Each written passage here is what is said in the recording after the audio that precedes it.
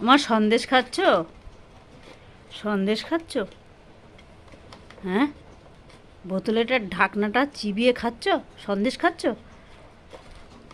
হুম, কি অবস্থা! ভালো মন্দ কিছু খেতে পারছো না? হুম, দুষ্টু শোনা, চিবিয়ে ফাতা ফাতা করে দিচ্ছ সব। কেন? হ্যাঁ, কি করছো তুমি? ওটা কি, মধু? এ বাবা, যাবে দাঁতটা, যাবে দাঁতটা, পয়সার দাঁত।